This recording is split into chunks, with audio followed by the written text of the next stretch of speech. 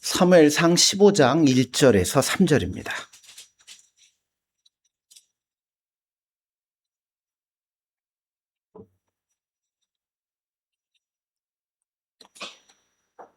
찾으셨으면 교독합니다. 사무엘이 사울에게 이르되 여호와께서 나를 보내어 왕에게 기름을 부어 그의 백성 이스라엘 위에 왕으로 삼으셨은즉 이제 왕은 여호와의 말씀을 들으소서. 만군의 여호와께서 이같이 말씀하시기를 아말렉이 이스라엘에서 행한 곧 애굽에서 나올 때에 길에서 대적할 일로 내가 그들을 벌하노니. 같이 봅니다.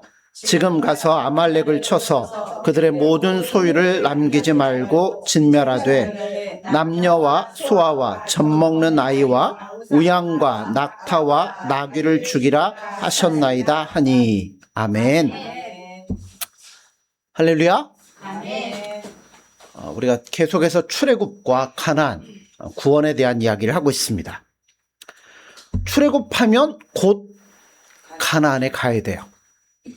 그것은 하나의 과정이라 말할 수 있습니다. 신자는 구원을 얻는 즉시 우리의 신분은 고정이 됩니다. 내가 예수님을 사랑하고 예수님 믿으면 우린 누가 돼요?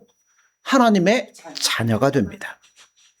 하나님의 자녀라는 신분은 더 이상 거기에 보완할 것도 없고 또 변명할 것도 없는 완벽한 이 영원한 운명이라고 말할 수 있습니다. 자, 내가 예수를 믿음으로 하나님의 자녀가 됐어요. 근데 자녀가 된 거는 흔들리거나 변하지 않지만 자녀는 자녀인데 어떤 자녀냐는 수준에는 차이가 있을 수 있다는 겁니다.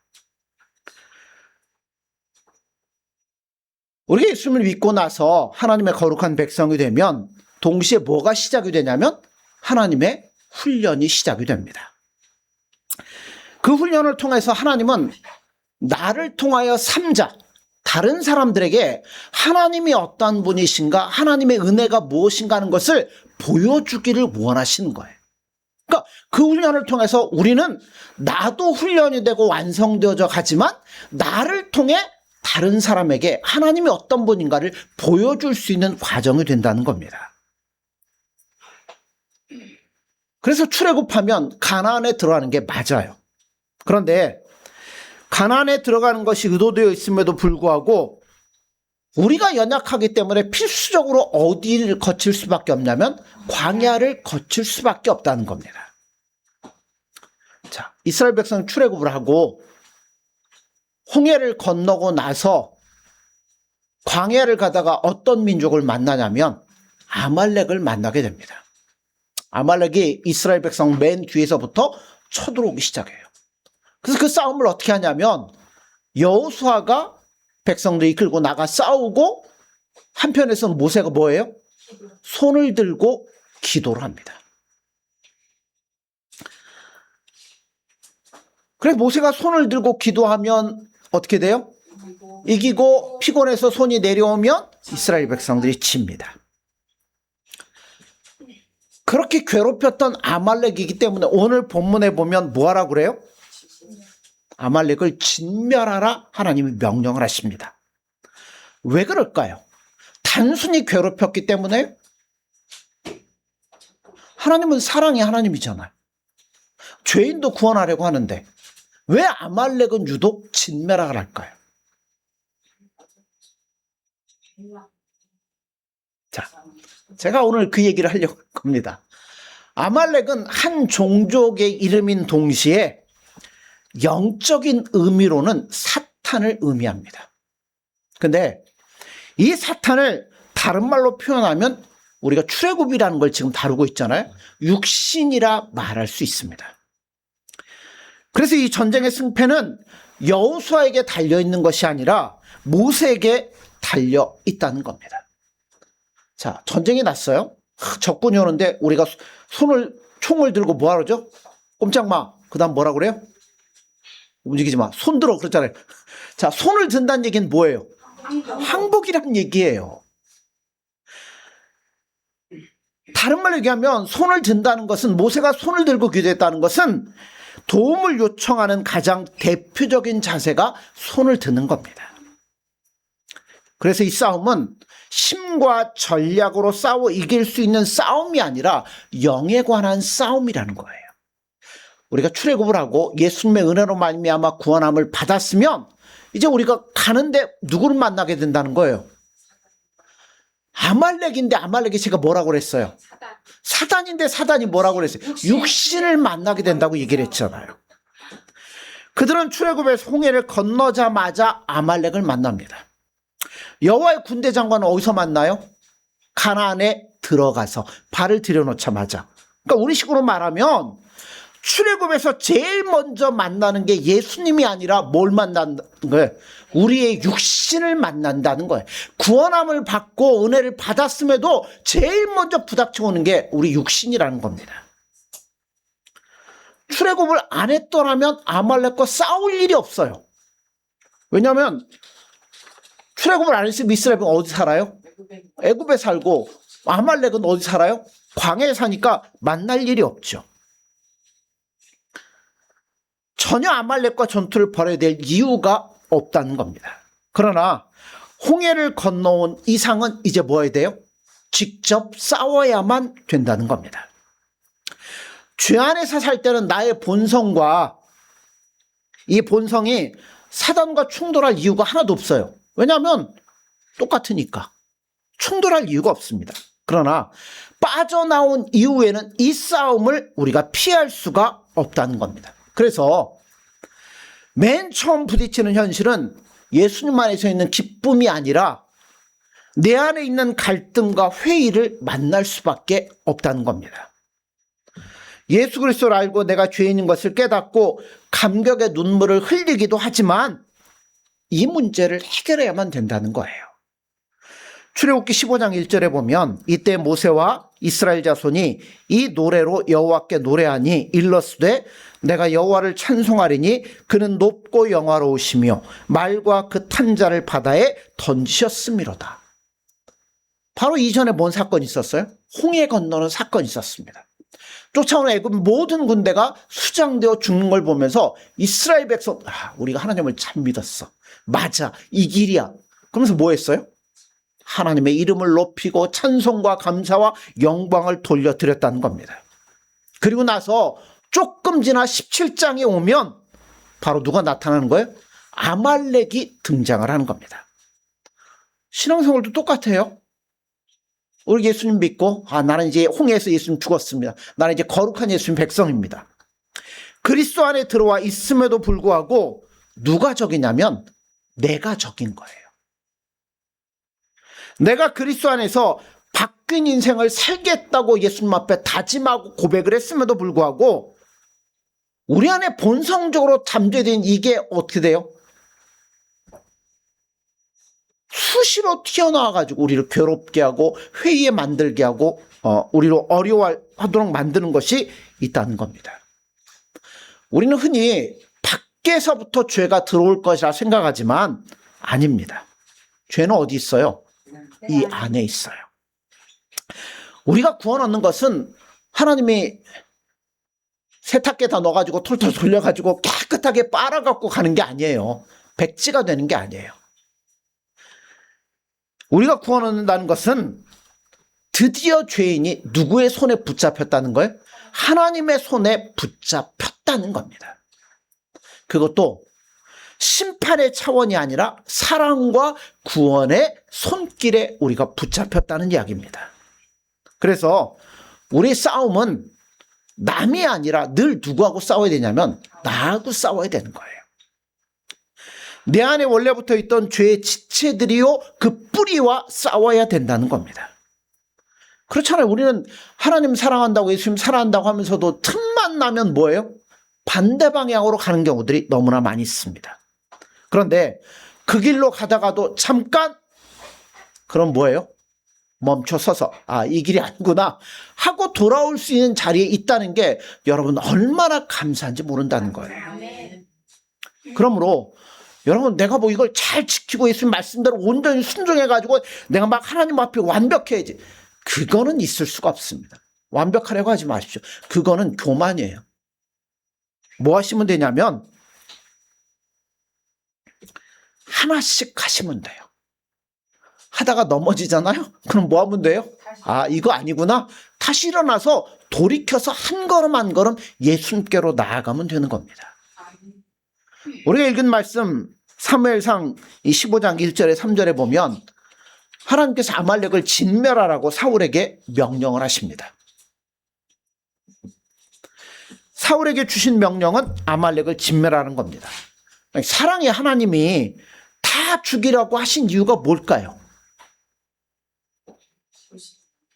예. 사실 전쟁에서 군사로 쓰지 않는 모든 포로들은 뭐예요?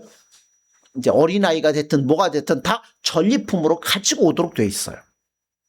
그런데 하나님은 다 죽이라고 명령을 하십니다. 그 이유가 뭐냐면 아말렉이 뭐라고 그랬죠? 육신이라고 그랬잖아요. 이 육신의 싸움에서 그 육신이 하나님께 도움이 될 거라고 사울은 생각을 했던 거예요. 아니라는 거예요. 육체에 대한 싸움이기 때문에 이 아말렉 축속을 치라는 명령 속에는 이런 의미가 담겨 있다는 걸 여러분 아셔야 된다는 겁니다. 근데 사울은 어떻게 해요? 하지 않잖아요. 전쟁을 하고서 뭐예요? 양떼들 중에 좋은 거, 소 중에 좋은 거, 뭐 좋은 거, 그것도 뭐 하려고요? 하나님 앞에 제물로 드리려고 가지고 온다고 그가 얘기를 합니다. 근데 우리가 읽지 않았지만 15장 10절 23절에 보면 여호와의 말씀이 사무엘에게 임하니라 이르시되 내가 사울을 왕으로 세운 것을 뭐 하냐면 후회하신다고 그랬어요. 그리고 마지막 23절쯤에 가보면 왕이 여호와의 말씀을 버렸으므로 여호와께서도 왕을 버려 왕이 되지 못하게 하셨나이다 하니. 자, 하나님 뭐 하셨어요? 사울을 버리셨습니다. 육체를 이겨낼 싸움이 우리에게 주어진 신자의 삶에 있어서 어떻게 보면 유일한 싸움이라 말할 수 있는데요. 육체를 이기고 우리는 몰아내야 되는 겁니다. 사울은 하나님이 진멸하도록 하신 것 중에서도 쓸만한 것이 있다고 생각을 해서 그걸 갖고 온 거예요. 그런데 하나님은 뭐라고 그래요? 아니라고 그러시잖아요. 육체의 정욕을 몰아내야 되는 싸움에서 우리는 포기하지 못하는 것들이 분명히 있다는 겁니다. 사울처럼 우리에게도 이거 다 몰아내고 다 해야 되는데 이거는 아닌 거, 그러고 붙잡고 있는 것들이 얼마든지 있을 수 있다는 겁니다. 사울에게 있어서 가장 큰 실수는 하나님께서 저주하신 것으로 여호와 앞에 드리려고 했다는 겁니다. 거기에 대한 판단은 뭐예요? 내가 너를 버리겠다는 겁니다. 그러면 육체와 싸움에서는요, 내가 붙잡고 있는 거 다 놓으셔야 된다는 거예요. 우리 한번 성경을 볼까요? 사무엘하 1장 1절에서 10절입니다.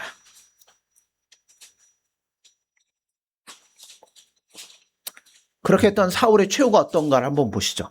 사무엘하 1장 1절에서 10절입니다. 교독합니다. 사울이 죽은 후에 다윗이 아말렉 사람을 쳐 죽이고 돌아와 다윗이 시글락에서 이틀을 머물더니 사흘째 되는 날에 한 사람이 사울의 진영에서 나왔는데 그의 옷은 찢어졌고 머리에는 흙이 있더라. 그가 다윗에게 나와 땅에 엎드려 절하매 다윗이 그에게 묻되 너는 어디서 왔느냐 하니 대답하되 이스라엘 진영에서 도망하여 왔나이다 하니라. 다윗이 그에게 이르되 일이 어떻게 되었느냐 너는 내게 말하라. 그가 도망하되 군사가 전쟁 중에도 도망하기도 하였고 우리 가운데 엎드려져 죽은 자도 많았고 사울과 그의 아들 요나단도 죽었나이다 하는지라. 다윗이 자기에게 알리는 청년에게 묻되 사울과 그의 아들 요나단이 죽은 줄을 내가 어떻게 아느냐.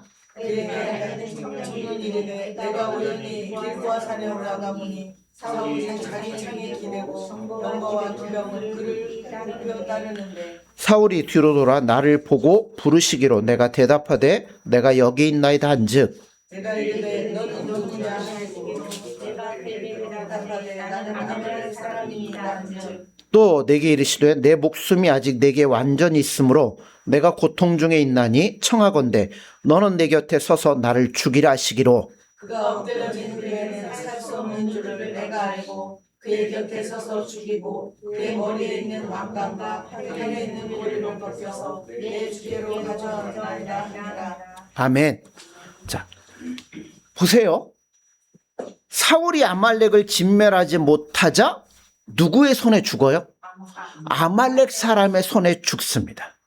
그리고 아말렉이 사울의 뭘 빼앗았어요? 왕관과 팔찌를 빼앗습니다. 면류관을 빼앗은 거예요. 우리가 우리 육체를 쫓아내지 못하고 육체를 다스리지 못하면 그 육체가 거꾸로 우리를 정복하게 된다는 겁니다. 성경은 우리가 싸워야 될 싸움, 우리의 적이 누군가를 분명하게 오늘 말씀을 통해 우리에게 말씀해 주고 있습니다. 즉 우리 안에 남아있는 죄의 이 원리들, 죄의 습성들을 몰아내는 치열한 싸움을 하지 않으면 언젠가 거꾸로 우리의 면류관을 빼앗긴 날이 올 수도 있다는 것을 성경은 우리에게 경고하고 있다는 겁니다. 자, 또 성경을 보죠. 오늘 성경 많이 보겠습니다. 고린도전서, 신약 성경으로 갑니다. 고린도전서 3장 10절에서 15절입니다.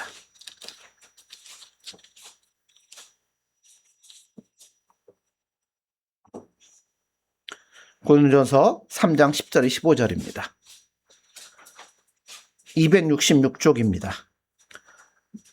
내게 주신 하나님의 은혜를 따라 내가 지혜로운 건축자와 같이 터를 닦아두매 다른 이가 그 위에 세우나 그러나 각각 어떻게 그 위에 세울까를 조심할지니라. 닦아둔 것 외에 능히 다른 터를 닦아줄 자가 없으니 이 터는 곧 예수 그리스도라. 만일 누구든지 금이나 은이나 보석이나 나무나 풀이나 짚으로 이 터 위에 세우면 각 사람의 긍정적이 나타날 터인데 그날의 긍정을 밝히니 이는 홀로 나타나고 각 사람의 긍정적이 어떤 것을 시험할 것이니라. 만일 누구든지 그 위에 세운 공적이 그대로 있으면 상을 받고 누구든지 공적이 그렇다면 해를 받으리니 그러나 자신은 구원을 받되 불 가운데서 받은 것 같으니라. 아멘. 자, 여기 보면 터는 언제나 누구밖에 없어요? 예수 그리스도 하나밖에 없습니다. 그러니까 예수님 위에 세우지 않으면 아무것도 없다는 거예요. 근데 여기서 시험해 본다는 것은 뭐에 대한 시험이냐면 상급에 관한 시험이에요. 얼마나 육체적이 그러므로 우리는 이 육체적이 무엇인가를 분명히 알아야만 제대로 싸울 수 있죠. 자, 갈라디아서로 갑니다. 갈라디아서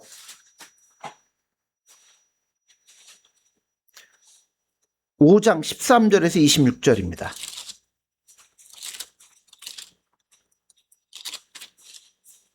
308쪽입니다.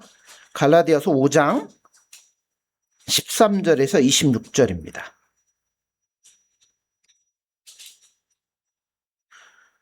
형제들아 너희가 자유를 위하여 부르심을 입었으나 그러나 그 자유로 육체의 기회를 삼지 말고 오직 사랑으로 서로 종로로 타라. 오늘 법을 그 사람들을 내 자신과 같이 말씀에서 이루어졌나니 만일 서로 물고 먹으면 피차 멸망할까 조심하라. 이르노니 너희는 성령을 따라 하라. 그러면 육체의 욕심을 이루지 아니하리라. 육체 소욕은 성령을 거스르고 성령은 육체를 거스르나니 이 둘이 서로 대적함으로 너희가 원하는 것을 하지 못하게 하려 함이니라. 너희가 만일 성령의 인도하시는 받으면 이거를 아래 있지 아니하리라. 육체 일은 분명하니 곧 음행과 더러운 것과 호색과 우상숭배와 주술과 원수 맺는 것과 분쟁과 시기와 분쟁과 당짓는 것과 분열함과 이단과 투기와 술 취함과 방탕함과 또 그와 같은 것들이라. 전에 너희에게 경계한 것 같이 경계하노니 이런 일을 하는 자들은 하나님의 나라를 유업으로 받지 못할 것이요 오직 성령의 열매는 사랑과 희락과 화평과 오래 참음과 자비와 양성과 충성과 온유와 절제니 이 같은 것을 금지할 법이 없느니라. 그리스도 예수의 사람들은 육체와 함께 그 정욕과 탐심을 십자가에 못 박아내니라. 만일 우리가 성령으로 살면 또한 성령으로 행할지니 헛된 영광을 구하여 서로 노엽게 하거나 서로 피하지 말지니라. 아멘. 자, 육체 열매와 성령의 열매들이 있습니다. 이것은 열매를 맺어라, 열매를 맺도록 노력해라, 그런 의미가 아닙니다. 사과나무는 사과가 열리고요. 배나무에는 배가 열립니다. 나무에 따라 결정이 된다는 겁니다. 그러니까 열매는, 그러니까 사과가 열린 걸 보면 그 나무가 뭔 나무라고 알아요? 아, 이건 사과나무구나. 배가 열려 있으면 배나무다. 그걸 아는 것처럼 열매를 맺자는 얘기가 아니라 나를 통해 나타나는 열매를 보면 내가 누구에게 속해 있는지를 알게 된다는 걸 말씀하는 겁니다. 마태복음 7장에도 보면 이런 말씀이 있어요. 거짓 선지자들을 삼가라. 양의 옷을 입고 너에게 나아오나 속에는 노략질하는 일이라. 그들의 열매로 그들을 알지니 가시나무에서 포도를 또는 엉겅퀴에서 무화과를 따겠느냐. 이와 같이 좋은 나무마다 아름다운 열매를 맺고 못된 나무가 나쁜 열매를 맺나니 좋은 나무가 나쁜 열매를 맺을 수 없고 못된 나무가 아름다운 열매를 맺을 수 없느니라. 아름다운 열매를 맺지 아니하는 나무마다 찍혀 불에 던져지느니라. 이러므로 그들의 열매로 그들을 알리라 말씀합니다. 그러니까 이런 거 보면 우리는 그냥 좌우지간 아름다운 열매를 맺읍시다 라고 하는데 그게 초점이 아니라니까요. 아름다운 열매를 맺으라는 게 아니라 아름다운 열매가 된다는 겁니다. 그러려면 뭐가 먼저 되냐면 나무가 아름다운 나무가 되어야만 아름다운 열매가 된다는 거예요. 그러니까 나쁜 열매, 나무가 좋은 열매를 맺을 수 없다고 분명히 말하잖아요. 우리가 우리 육체를 죽이고 예수님 안에 온전히 붙어 있으면 우리를 통해 뭐가 나오는 거예요? 아름다운 열매가 나올 수밖에 없다는 겁니다. 갈라디아서, 자, 아까 피고 계시죠? 5장으로 가보시죠. 5장 19절에서 21절입니다.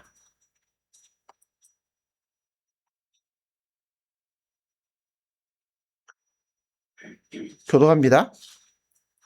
19절 21절입니다. 육체 일은 분명하니 곧 음행과 더러운 것과 호색과 우상숭배와 주술과 원수 맺는 것과 분쟁과 시기와 분냉과 당치는 것과 분열함과 이단 같이 봅니다.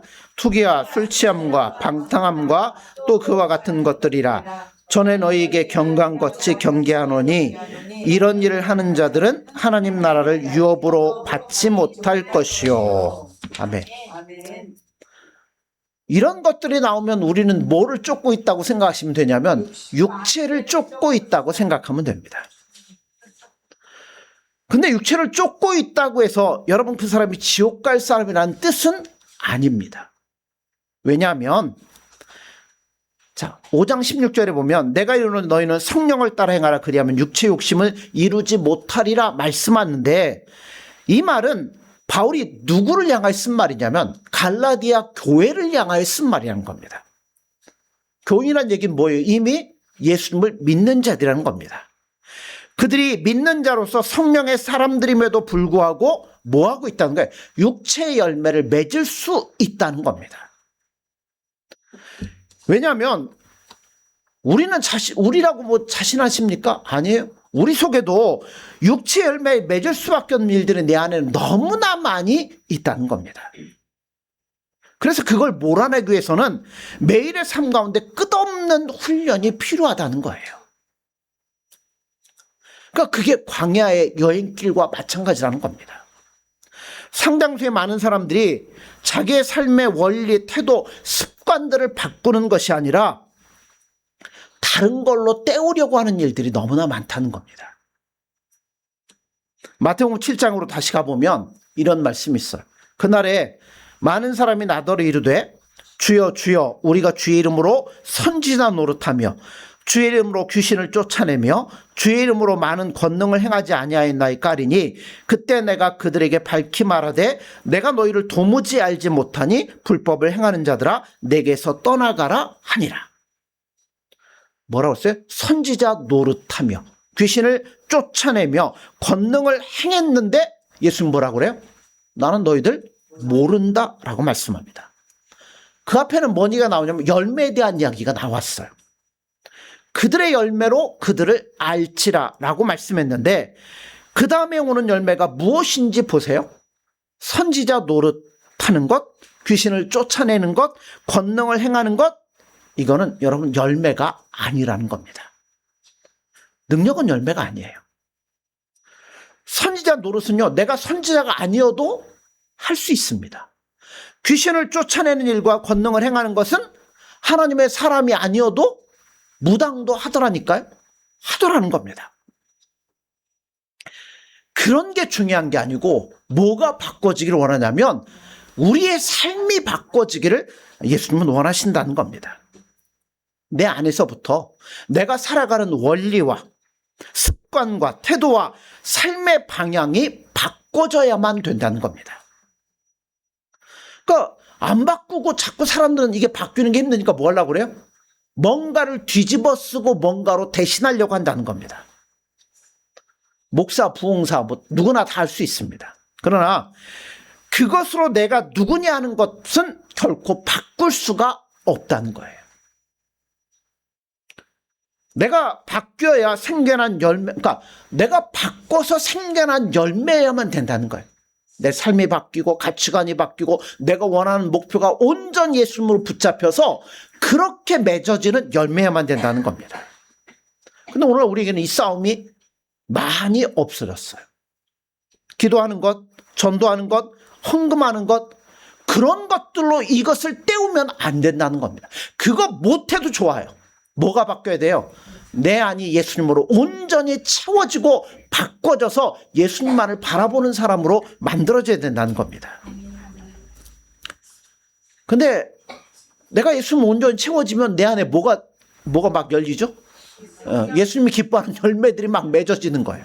근데 사람들이 열매 맺는 게 힘드니까 뭐예요? 다른 나무의 거 따오고 사오고 모으고 아니에요. 내가 맺어야 된다는 거죠. 마태복음 7장에 계속 보는데요. 그러므로 누구든지 나의 이 말을 듣고 행하는 자는 그 집을 반석 위에 지은 지혜로운 사람 같으리니 비가 내리고 창수가 나고 바람이 불어 그 집에 부딪히되 무너지지 아니하나니 이는 주추를 반석 위에 놓은 까닭이요 나의 이 말을 듣고 행하지 아니하는 자는 그 집을 모래 위에 지은 어리석은 사람 같으리니 비가 내리고 창수가 나고 바람이 불어 그 집에 부딪힘에 무너져 그 무너짐이 심하니라. 이 말씀에서의 핵심은 주의 말씀을 듣고 행한 자와 행치 않은 자가 아닙니다. 근거는 어디냐면 모래냐 반석이냐 그 기초에 있다는 거예요. 그러니까 들었는데 행한 자와 듣고도 행치 않은 자를 비교하는 거라면 뭘 비교해야 되냐면 집이 어떠냐를 비교해야 돼요. 근데 집을 비교하는 거 아니잖아요. 즉 예수님을 사랑하고 예수님께 올인해서 그분이 주는 말씀의 근거에서 살아가는 자와 그렇지 않은 자의 비교를 얘기하는 거예요. 그래서 한쪽은 반석이고 한쪽은 모래라는 겁니다. 그런데 집은 뭐예요? 집은 똑같아요. 집이 같다는데 여러분 위험성이 있다는 걸 아셔야 된다는 거예요. 많은 신자들이 기초가 어딘지를 모르고 일단 집을 짓기 시작합니다. 뭐 모래나 반석이나 집을 짓는 건 뭐예요? 나름대로 열심히 노력해서 집을 번듯하게 막 빛과 번쩍하게 지었어요. 그런데 모래에 지은 자는 바람이 불고 창수가 날 때 무너짐이 클 것이다 라고 말씀하는 겁니다. 즉 말씀을 듣고 행하지 않은 자가 아니라 주의 말씀이 아닌 다른 행함을 한 자를 이야기하는 거예요. 여러분, 우리는 예수님에게 근거를 해야 돼요. 예수님은 이런 분이라는 개인 대 개인의 감각이 우리 안에 있어야만 된다는 겁니다. 자꾸 예수님이 우리 삶에 크게 다가오고 예수님의 음성이 점점 크게 들려와야 돼요. 그게 들려와야 우리가 그릇된 길로 갈 때 뭐예요? 야, 스톱! 들어야 멈추고 방향을 돌이키고 예수님께로 온다는 겁니다. 그게 우리 인생 가운데, 우리 인격 가운데 크게 다가와서 그러려면 뭐 해야 돼요? 날마다 깨어 있어야 돼요. 예수님께 온전히 붙어 있어야죠. 우리 삶이 온전히 예수님을 신뢰하고 그분께 나의 모든 걸 맡기고 그분의 음성을 들으려고 할 때 그분께 스톱하지 안 하는데 스톱 들리겠어요? 안 들리죠. 오늘 우리의 실패와 또 실수에도 불구하고 예수님이 나를 만들어 가시는 그 손길과 손길의 부딪힘을 우린 느껴야 된다는 겁니다. 그러니까 그것을 느끼지 못하면 두 가지예요. 하나는 워낙 그 길로 가니까 예수님이 가만 내비두는 거고, 하나는 뭐예요? 너는 그냥 그 길로 가다 끝나라, 그냥 버려두시는 둘 중에 하나예요. 그게 아니라면 매일 뭐 하겠어요? 네, 저희 집에 강아지가 있는데요. 네? 강아지가 있는데 제가 가면 제일 좋아해. 막 이렇게 서가지고 막 뭐 달라고 하는데, 그렇게 좋아해도 이게 뭐 짖거나 뭐 하거나 그러면 제가 뭐 하겠어요? 야! 그만! 조용히 해! 막 기다려! 소리를 지르잖아요. 여러분, 예수님 사랑하고요. 예수님 우리 사랑하면요, 내가 가려고 하는 길과 예수님 원하는 길이 다르니까 뭐 할 수밖에 없어요? 그 손길과 손길이 부딪히는 일이 있을 수밖에 없다는 겁니다. 이게 예수님 안에 온전히 들어가기 위한 하나의 뭐냐면 과정이라고 생각이 됩니다. 그러니까 과정이 쉽지는 않을 거예요. 고통스러울 수 있어요. 그럴지라도 그것을 통과한 사람만이 완성된 자리에서 나중에 예수님 손잡고 예수님과 기뻐하며 즐거이 나아갈 수 있다는 겁니다. 그래서 우리에게 뭐가 있냐면 뽑아내야 될 것이 있고 잘라내야 될 것이 있고 고쳐야 될 부분들이 있다는 겁니다. 근데 그것은 바로 예수님과 사귀는 시간이고 그분을 배우는 시간이고 그분 안에 더 깊이 들어가는 시간이라는 거예요.